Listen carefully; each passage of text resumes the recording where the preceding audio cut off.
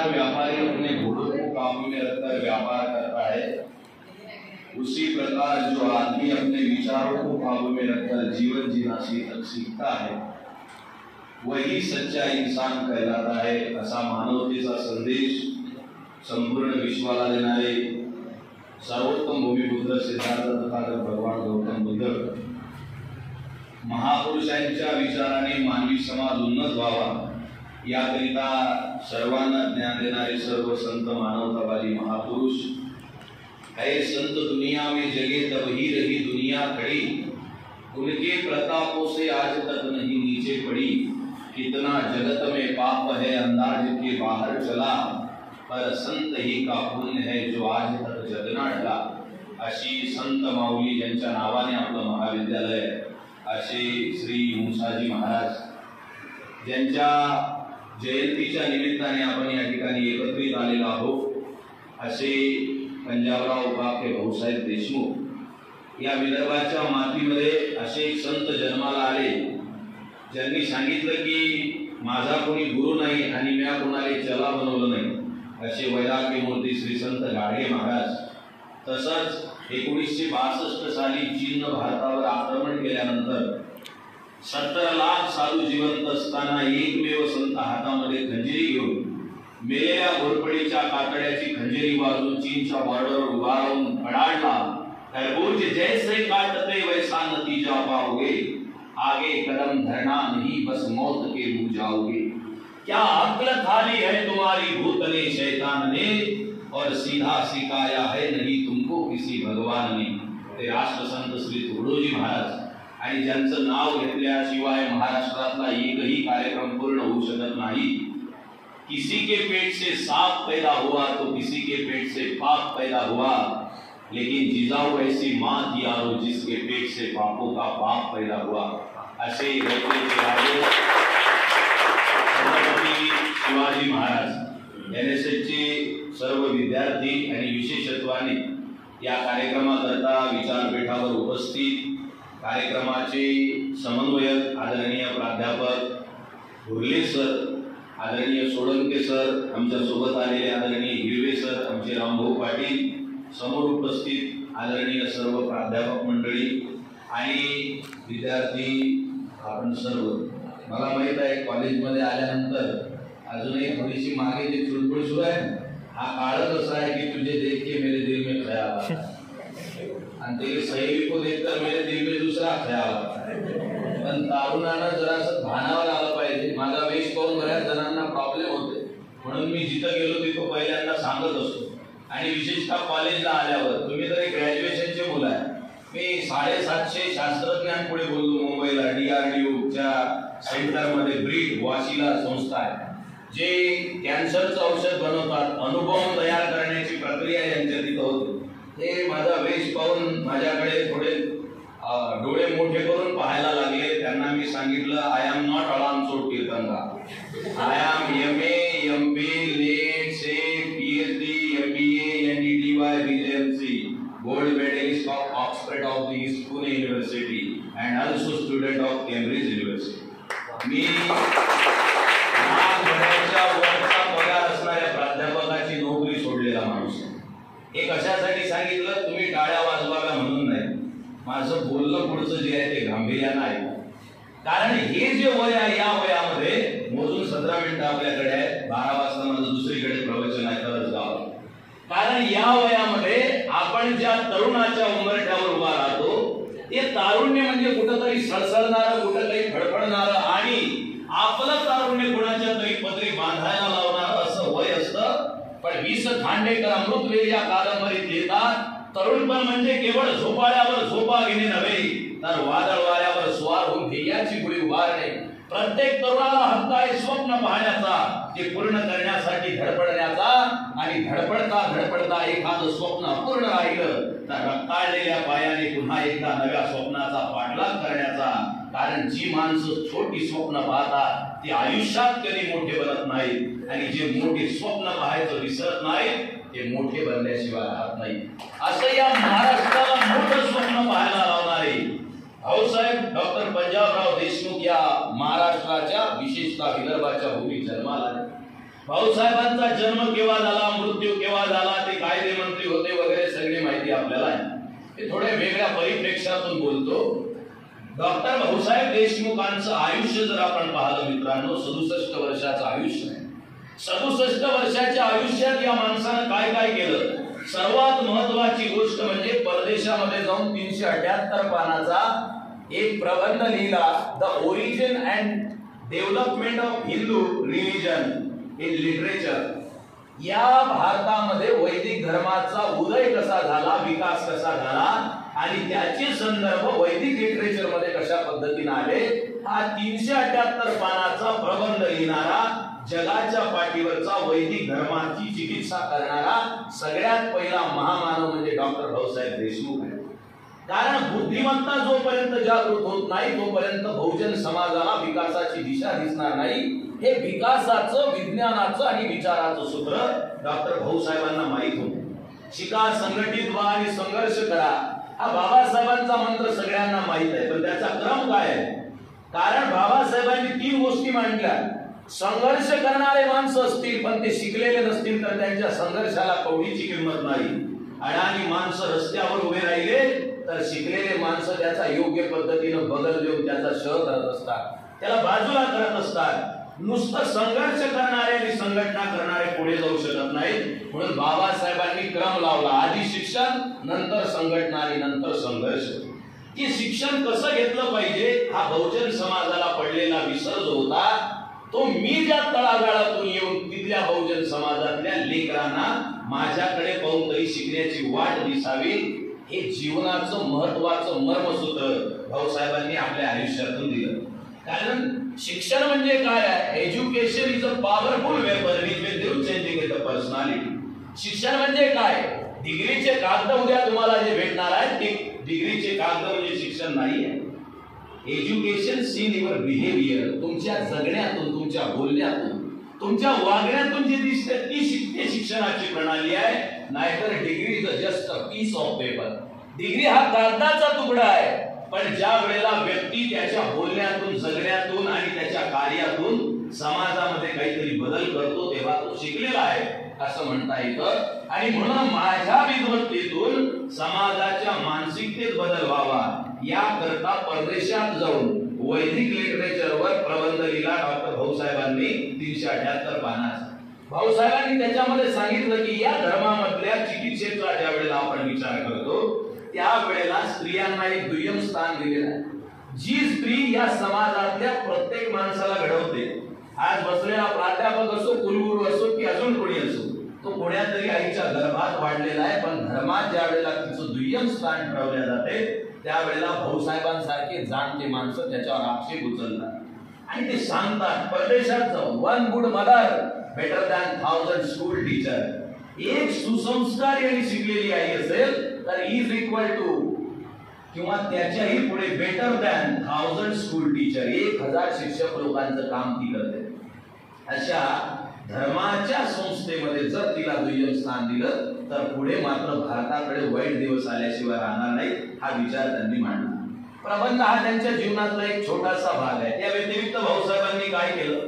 आज आपण सगळेजण मोठे झालो, सर्वांकडे वेगवेगळ्या वस्तू आल्या आणि सर्वांकडे विपुलता आल्यानंतर आपल्यामधला भोग वाढत जातो. जसं आजकाल तुम्ही सगळे मागे बसलेले सगळ्यांना माहित आहे हा कोणता फोन आहे? आयफोन. याची किंमत सगळ्यांना माहित आहे. पण आपण दुसऱ्या बाजूने ज्या वेळेला त्याचा विचार करतो त्यावेळेला ही वस्तू तुम्हाला सुखी बनवू शकत नाही. जगातली कोणतीच वस्तू तुम्हाला सुखी बनवू शकत नाही. तुम्हाला सुखी बनवण्याची ताकद विश्वामध्ये फक्त एका गोष्टीमध्ये आहे. त्याचं नाव आहे तुमच्या मेंदूतले विचार. त्याचं नाव आहे तुमच्या अंतःकरणामध्ये उठणारे विचाराचे तरंग. आणि हा विचार फिलॉसॉफीमध्ये आपल्या भारतातल्या, महाराष्ट्रातल्या विचारवंतांपैकी पहिल्यांदा मांडणारे डॉक्टर भाऊसाहेब पंजाबराव देशमुख. जसा आपण 1 लाखाचा आहे, 80,000चा आहे, 90,000चा आहे, कोणाचा 50,000चा आहे. या फोनवर आपल्याला एखाद्याचा फोन आला तिकडून त्यानं शिव्या दिल्या तर आनंद होते का दुःख? मी समजून सांगत आहोत तुम्हाला. हा फोन केवढ्याचा आहे? 1 लाखाचा. याच्यावर एखाद्याचा फोन आला तिकडून त्यानं शिव्या दिल्या तर दुःख होते का आनंद? बोला ना, तुम्ही काय मीटिंग घेता का? दुःख होते. दुसऱ्याजवळ एखादा मोबाईल आहे तो 2200 रुपयाचा आहे त्याच्यावर फोन आला आणि तिकडच्यानं सांगितलं की मी तुम्हाला भेटण्यासाठी उत्सुक आहो, 5 मिनिटं गेटच्या बाहेर उभे राहतो, तुम्ही लवकर या.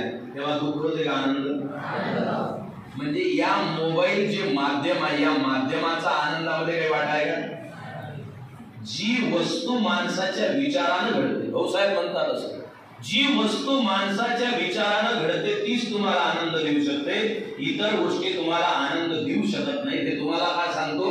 कारण या तारुण्याच्या उंबरठ्यावर आपण ज्या ज्या वेळेला उभे राहतो त्या त्या वेळेला वस्तू, सजावट आणि बाहेरचं डेकोरेशन हे आपल्याला आनंदित करते असा आवाज माणसाच्या डोक्यात निर्माण होतो. कॉलेजच्या अनेक पोरांना ते साईडला सगळं काढलं, मध्ये गोबीचं फुल ठेवलं आहे ना. आपल्याला असं वाटते की हे कोणती तरी फॅशन केली म्हणजे आपल्याला समाजात इम्पॉर्टंट समजल्या जाईल. आपण 2 एकर नांगरतो, 2 एकर तसंच ठेवतो. आपल्याला असं वाटते की आपण अशी कटिंग केली म्हणजे कोणीतरी आपल्याला अटेन्शन देईल. तसं नाही बाबा. अमेरिकेच्या फुटपाथच्या रस्त्यावर लोंगी गुंडाळून एक पोरगा उभा राहिला आणि त्या देशातली सर्वात सुंदर असणारी मुलगी त्याच्या पुढे उभी राहून म्हणते, excuse me Indian mom, I want some question. आहे भारतीय साधू पुरुषा, मला तुला काही प्रश्न विचारायचे आहे, please ask. In my country I have many people seen. मी माझ्या देशात अनेक माणसं पाहिले, पण तुझ्यासारखा लुंगी गुंडाळून सुद्धा एवढा आनंदित असणारा माणूस मी पाहिला नाही. तेव्हा लुंगी गुंडाळलेला 24-25 वर्षाचा पोरगा म्हणतो, excuse me, in your country character depends on cloth. तुझ्या देशामध्ये चरित्र हे माणसाचं त्याच्या युनिफॉर्मवर, त्याच्या कपड्यावर ठरते, पण माझ्या देशात कॅरेक्टर इज एव्हरीथिंग. पण माझ्या देशात माणूस सुंदर कपड्यांनी बनत नाही, त्याच्या शरीरावरच्या पोशाखाने बनत नाही, तर मेंदूत असणाऱ्या विचाराने बनतो. हा विचार ज्या वेळेला तुम्ही सतत कराल त्या वेळेला तुम्ही आनंदित व्हाल. हे फिलॉसॉफी मांडणारे फिलॉसॉफर डॉक्टर भाऊसाहेब देशमुख. सगळे जण इथं बसलेले आहेत, काही सायन्सचे विद्यार्थी असतील. डोक्यामध्ये मेंदू आहे, त्याचं वजन किती आहे? सायन्स वाले कोण कोण आहेत? पोलीस नाही. सायन्स वाले येतच नाहीत ना इकडे, त्यांना वाटते आपण सगळ्यात विद्वान आहोत जगात. आर्ट वाले काही हरकत नाही, आर्ट वाले मेंदूचं वजन किती आहे? कोणत्या वर्गाचे पोरं? सायन्स वाले सांगा ना मग. इथं आल्यानंतर पुस्तकात मोबाईल ठेवून व्हॉट्सअप विद्यापीठात प्राध्यापक जॉईन झाले. मानवी ठीक आहे. अकॉर्डिंग टू सायन्स मानवी मेंदू, गुगल नका करू, गुगल बाबापेक्षा मोठा बाबा आला पाहिजे. मानवी मेंदूचं वजन according to science near about 1400 gram. In average 1400 ग्रामचा मानवी मेंदू आहे. ज्याचं आडनाव ठाकरे त्यालाही 1400 ग्रामचा आहे, ज्याचं आडनाव भुरले त्यांनाही 1400 ग्रामचा आहे, ज्याचं आडनाव हिरवे आहे, कांबळे, सोनकांबळे, वानखळे, इगोले कोणी असो, 1400 ग्रामचा मेंदू आहे. पण 1400 ग्रामचा मेंदू सर्वांना सारखा असल्यानंतर त्याच्यामध्ये 4 भाग जे आहेत त्याच्यात वेगवेगळे न्यूरॉन्स आहेत वगैरे वगैरे सर्व आहे. हे सर्व सेम प्रोसेस असताना एक माणूस प्राचार्य बनतो, एक प्राध्यापक बनतो, एक डॉक्टर बनतो, एक लाखोंना प्रभावित करतो आणि एक मात्र संध्याकाळी मी फ्रस्ट्रेशन मध्ये आहो म्हणून सिगारेटचा झुरका मारतो. असं का होतं? कारण मानवी मेंदूचा वापर करणं आपण शिकलो नाही. भाऊसाहेबांनी त्यावेळेला सांगितलं, बहुजन समाजाच्या लेकरांनो उठा जागे व्हा. एज्युकेशन हे पॉवरफुल शस्त्र आहे. शिक्षण हे तुमचं जीवन बदलवणारं शस्त्र आहे. One pen can change your life, one book can change your life. एक पुस्तक तुमचं आयुष्य बदलू शकते.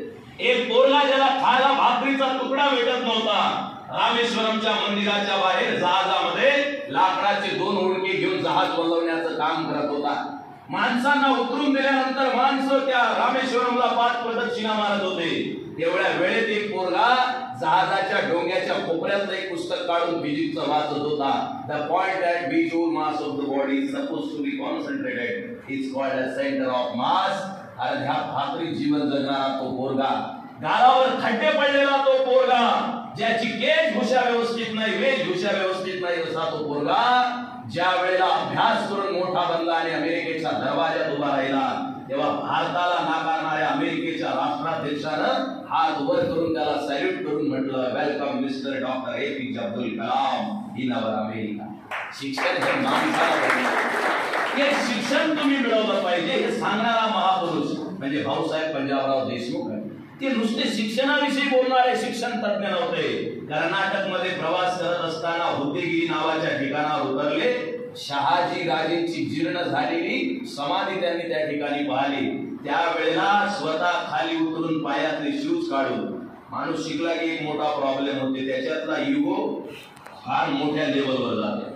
स्वतःच्या पायातले शूज काढले आणि स्वतःच्या हातानं, भाऊसाहेब त्यावेळेला मंत्री होते, तेव्हाच्या गाड्या आल्या, कलेक्टरच्या गाड्या आल्या आणि स्वतःच्या हातानं त्यांनी समाधीवरची धूळ पुसली आणि ताबडतोब तिथल्या अधिकाऱ्यांना बोलून सांगितलं, महाराष्ट्रीयन मराठी अस्मितेचा राजा इथं विश्राम करतोय, याच्याकडे थोडं लक्ष द्या। आणि नंतर त्या समाधीचा, त्या ठिकाणाचा, त्या परिसराचा जीर्णोद्धार झाला। हे मर्म आपल्या जीवनातून सांगणारे इतिहास प्रेमी भाऊसाहेब देशमुख होते। नुसते इतिहासावर प्रेम करणारे ते नव्हते। गाडगे बाबा सारख्या तथाकथित अशिक्षित, अजूनही काही लोक म्हणतात ना, जे शाळेत गेले नाही त्याचं नाव विद्यापीठ आहे। अरे जे स्वतःच विद्यापीठ होतं त्याने कशाने शाळेत पाठवतो बाबा?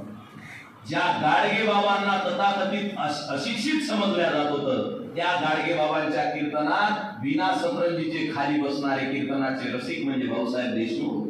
मी सगळे पैलू तुम्हाला याच्यासाठी सांगत आहोत। एका पैलूनं माणूस जीवन जगला तर त्याला असं वाटते की आपण खूप मोठं झालो, पण जगाच्या परिप्रेक्षित ज्या वेळेला तो नजर टाकतो त्या वेळेला त्याच्या लक्षात येते की अजूनही आयुष्यात खूप काही करण्यासारखं आहे। तुमच्यापैकी काही आर्ट्स मध्ये शिकत असतील, काही MSc मध्ये असतील, काही BSc मध्ये असतील, काही फर्स्ट इयरला असतील। आपण शिकत असताना 2 सेशनचा अभ्यास करून लिहिलेले पुस्तकाचे काही उतारे, काही उत्तर आपलं जीवन घडवू शकत नाही। त्यासाठी तुम्हाला त्या शब्दांचा पाठलाग करत जीवनामध्ये त्याचं काय स्थान आहे शोधावं लागतं। भाऊसाहेबांनी वैदिक लिटरेचरवर नुसतं 378 पानाचा प्रबंध लिहिला नाही, समाजामध्ये येऊन त्याचं इम्प्लिमेंटेशन केलं। सयाजीराव गायकवाडांच्या मुलीचा संबंध आल्यानंतर तो नाकारून विमल वैद्य नावाच्या एका साधारण मुलीशी विवाह केला। प्रबोधनकार ठाकरेंना मध्यस्थी केलं लग्न करताना आणि 10 रुपयात विवाह केला। केवढ्यात? 10 रुपयात। आज आपण पाहतो हे भाषण कशासाठी करायचे? NSSचा क्रायटेरिया आहे, कॉलेजचा औपचारिक कार्यक्रम आहे म्हणून नाही। तुमच्या विद्यार्थ्यांच्या जीवनात तुमचं ज्या वेळेला लग्न होईल त्यावेळेला डोळ्यापुढे भाऊसाहेब उभा राहायला पाहिजे। आजकाल प्रथा आहे का ते नवरदेवर नवरीवर उचलण्याची। मी एका लग्नात गेलो सर, ते नवरदेववाले नवरदेव उचललावर, नवरीवाले म्हणे हम भी किसी से कम नहीं, त्याची नवरीवर उचलली। मला एक जण म्हणे कोणती प्रथा आहे महाराज? म्हटलं हे अपडेट आहे व्हॉट्सअप इंस्टाग्राम। नवरदेववाल्याने अजून नवरदेव उचलला, नवरी आणखी उचलली, असं करता करता नवरदेवाचं डोकं पेंडॉलला टेकलं। माझ्यासोबत टाळ वाजवणारा गायक म्हणे महाराज हे काय करतात? म्हटलं ते ढगात जाऊन लग्न करतात। कोणती प्रथा करतो आपण? किंवा ते मध्ये अंतरपाठ धरतात। मी कीर्तनकार आहो, प्रवचनकार आहो, तरी सुद्धा जबाबदारीने बोलतो तुमच्या समोर, ते मध्ये अंतरपाठ धरतात। भाऊसाहेबांनी जे लग्न केलं ते सांगत आहो मी, त्यांची जयंती आहे। मध्ये अंतरपाठ पकडतात। मी 99 वर्षाच्या म्हाताऱ्याला विचारलं हे अंतरपाठ कशासाठी आहे? एकाही गुडघ्याने उत्तर आलं नाही। का आलं नाही? कारण ते तेव्हाच्या काळातली एक प्रथा होती, ज्या प्रथेला आता काळीचं महत्व नाही। तेव्हा लहान लहान नवरदेव नवरी होते, लग्न सुरू असताना नवरदेव नवरीच्या वेण्यावळ होता। मग गावातल्या म्हातारीने मीटिंग घेतली की हे तसे ऐकणार नाही, याचे तोंड एकमेकाला दिसले नाही पाहिजे। मध्ये अंतरपाठ पकडला आणि अजूनही गडबड करणारा असेल तर त्याच्या मागं मामा उभा केला समजून सांगायसाठी, कारण आई वडील त्या दिवशी बिझी असतात। आता मला सांगा 6 फुटाचा नवरदेव आहे, 5.5 फुटाची नवरी आहे, अंतरपाठ पकडणारे 2.5 फुटावाले आहेत। याची तोंड एकमेकाला दिसत नाही, ते आधीच फोनवर बोलते। एंगेजमेंट झाल्यानंतर दुसऱ्या दिवशी त्या अंतरपाठाला काय महत्व आहे? ग्रह पाहतात ते, हातामध्ये चमचा घ्या, स्वाहा म्हणेल स्वाहा करा। मला अजूनही समजलंय हाताला हात का लावतात, इलेक्ट्रिकचा करंट पास होते का डोक्यात? वाईट ऐशा चाली रीती त्या झुगारून द्याव्या हातोहाती, करावी नव समाजाची निर्मिती महापुरुषांच्या विचाराने। ज्या चालीरीती वाईट आहेत त्या झुगारून दिल्या पाहिजे आणि नवीन चालीरीती, नवी विचार आणि नवीन तत्वज्ञान माणसानं स्वीकारलं पाहिजे। कारण माणूस जो बनतो तो त्याच्या परिस्थितीने बनत नाही। मी पहिल्यांदा जी ओढ म्हटली, पाली भाषेमध्ये परिनिप्पान सूत्रामध्ये भगवान बुद्धांनी लिहिलेली आहे, न जज्जा वसलो होत न जज्जा होत बमन। वसलो म्हणजे कनिष्ठ खालच्या दर्जाचा आणि बमन म्हणजे ब्राह्मण वरच्या वर्णाचा। भगवान बुद्ध म्हणतात तो झोपडीत जन्माला आला म्हणून कनिष्ठ होत नाही आणि महालात जन्माला आला म्हणून मोठा होत नाही। त्याला मोठं बनण्याकरता man is a product of his own thoughts, असं वाक्य ऐकतो ना आपण इंग्लिश मध्ये। माणूस हा त्याच्या विचाराचा पुतळा आहे आणि ते विचार बुद्धीतले केव्हा जागृत होतील? भाऊसाहेब म्हणतात थॉट प्रोसेस हे भक्त आणि भक्त शिक्षणातून सुरू होते. ते शिक्षण तुम्ही व्यवस्थितपणे घेतलं आणि त्या शिक्षणाचे अर्थ मानवी जीवनात शोधले, बदल केला तरच तुमचं जीवन घडू शकते. मला साधा प्रश्न सांगा, ज्या वेळेला चित्रकलेची वही आपण पुढे घेतो त्याच्यामध्ये विहीर काढतो, त्या विहिरीमध्ये जाऊन आंघोळ करता येते का? चित्रकलेच्या पुस्तकात आपण जहाज काढलं, त्या जहाजात बसून नदीच्या तीरापलीकडे जाता येते का? पुस्तकामध्ये चित्र आणि शब्द असतात, त्याचं प्रॅक्टिकल मानवाला जीवनामध्ये करावं लागते. ते प्रॅक्टिकल भाऊसाहेबांनी केलं. 10 रुपयात लग्न करताना शेकडो देशमुखी थाटाचे ज्या वेळेला उभे राहिले, स्टील फ्रेम असणारे देशमुखाची चौकट, अजूनही लोक पाहतो, पदर खाली पडू द्यायचा नाही, उंबरठ्याच्या बाहेर जायचं नाही, ते देशमुखी थाटाचे शेकडो माणसं उभे राहिले. भाऊसाहेबांनी सांगितलं, मी तुकाराम महाराजांचे अभंग वाचणार आहोत का? सत्य सत्यासी मन केले ग्वाही, मान येले नाही बहुमता, तुका म्हणे सत्य सांगे येवो तरागे येतील ते, काय करू आता धरुनिया भीड, निशंक हे तोंड वाजविले. तुम्हाला काय करायचं ते करा, पण मी मात्र साध्या पद्धतीने विवाह करणार. भाऊसाहेबांनी नुसतं विवाह साध्या पद्धतीने केला नाही, स्वतःचे वडील निघून गेल्यानंतर पित्राचं जेवण असते, त्या पित्राच्या जेवणामध्ये 11 आडनावाच्या 11 लोकांना बोलवायचं असते. आणि लोक एवढे डुप्लिकेट आहेत, ते आपल्या जवळचे बोलावते, कारण तांब्याचे इल्लास वाटा लागतं. भाऊसाहेबांना विचारलं, तुमच्या घरी पित्राचं जेवण आहे, तुम्ही कोणाला बोलावता? भाऊसाहेबांनी सांगितलं, महार मांग वाड्यावरती वस्तीवरती जे बहुजनाचे लेकर आहेत तेच माझ्यासाठी पित्र आहेत. गरीबाचे त्या काळातले अन्नासाठी तरसणारे माणसं आपल्या घराच्या वसरीमध्ये बसून त्यांना जेवण देणारे डॉक्टर पंजाबराव भाऊसाहेब देशमुख होते. मला एवढंच सांगायचं आहे, शिक्षण हा जीवनाचा एक पैलू आहे, पण त्या शिक्षणाचं इम्प्लिमेंटेशन हा जीवनातला सगळ्यात महत्वाचा पैलू. जगामध्ये भाऊसाहेबांसारखे वैदिक लिटरेचरवर चिंतन करणारे शोधून सापडतील, पण त्या वैदिक लिटरेचरला स्वतःच्या जीवनामध्ये उतरवणारे पंजाबरावांसारखे, भाऊसाहेबांसारखे रत्न दुसरीकडे दिसणार.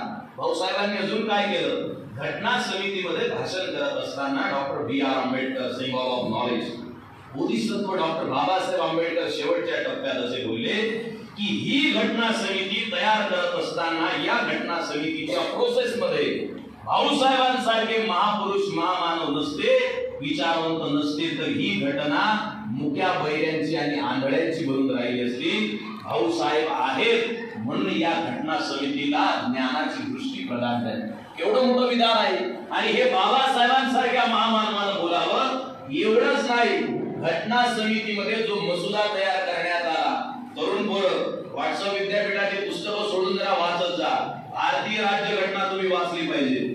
19A सेक्शन काय आहे, 205 काय आहे, 360 काय आहे आपल्याला माहित पाहिजे. या घटना समितीच्या मसुद्याचे, घटनेचे, कायद्याचे जे कोणते वाक्य होते ते क्रिटिकल वाक्य होते, समजत नव्हते. मी ज्या क्षेत्रात आहोत त्या क्षेत्रात काही महाराज लोक प्रवचन करतात. ते प्रवचन कसं करते माहित आहे का? आत्म्याच्या, रंध्राच्या, ब्रह्मतत्वाच्या पलीकडे ज्ञानात्मक अंशाच्या जाणीवीच्या स्पर्शाला ज्यावेळेला अंतःकरणाचे धुमारे फुटतात त्यावेळेला ज्ञानाचा संश जागृत व्हायला लागतो आणि मग माणसाला अनुभूतीच्या शिखराच्या पलीकडे जाऊन ज्ञानात्मक प्रदेशाची ओळख. काय वांग समजलं? काही समजत नाही. पण जो जेवढा जास्त क्रिटिकल बोलतोय, लोक म्हणतात एक नंबर हुशार माणूस आहे. तसं नाही. भाऊसाहेबांनी सांगितलं, ज्या भारतीय लोकांची मानसिकता साधारण आहे, जे बिचारे साधे भोळे माणसं आहेत, त्यांच्याही हातात राज्यघटना गेली तर त्याला शब्द वाचल्यानंतर समजली पाहिजे.